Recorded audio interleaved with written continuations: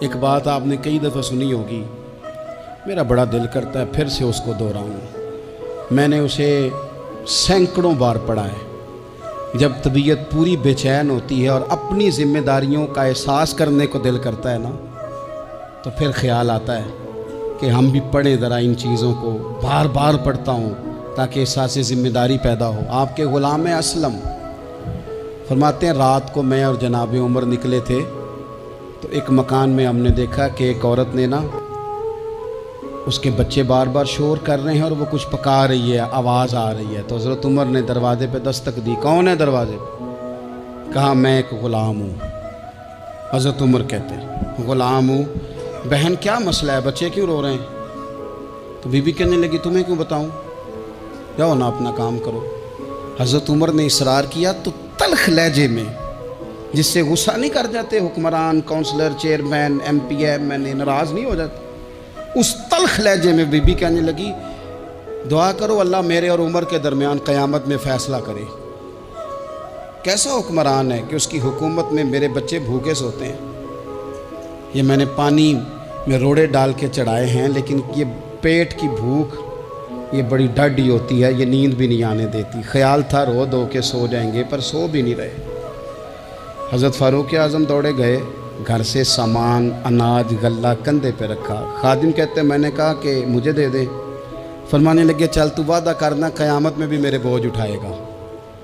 کہ حضور نہیں، وہ تو میرے بس کی بات نہیں۔ فرمایا پھر مجھے کرنے دے۔ دوڑے آئے، اس خاتون کے دروازے پر لا کے وہ چیزیں رکھی۔ کہا بہن اگر تو پردہ کر لے تو یہ غلام نا آج کھانا پکا دے تیرے بچوں۔ پھر وہ گھی چڑھا کے، چینی ڈال کے، کچھ سامان پکتا تھا وہ کھانا پکایا۔ غلام کہتے ہیں جب پھونکے مارتے تھے تو داڑھی سے دھواں نکلتا تھا، آگ جلاتے تھے دھواں نکلتا تھا۔ پھر کھانا پکایا، پھر ان بچوں کو کھلایا۔ پھر حضرت عمر فاروق رضی اللہ تعالیٰ عنہ نا تھوڑے پیچھے بیٹھ گئے تو بچوں کے ساتھ اس طرح کی باتیں کرنے لگے کہ وہ ہنس پڑے۔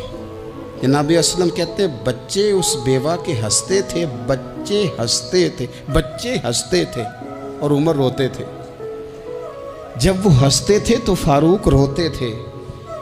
پھر وہ بچے آہستہ آہستہ لیٹنے لگے، اور جب وہ سونے کی طرف بڑھنے لگے تو حضرت عمر کہنے لگے بہن میں جاؤں؟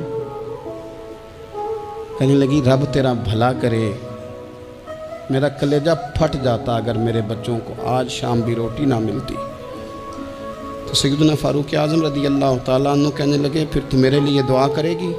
کہنے لگی میں دعا کرتی ہوں اللہ عمر کی جگہ تیرے جیسا کو نیک آدمی بٹھا دے۔ تو حضرت عمر کہنے لگے ایک چھوٹی سی گزارش بھی مان لو گی؟ کا کیا؟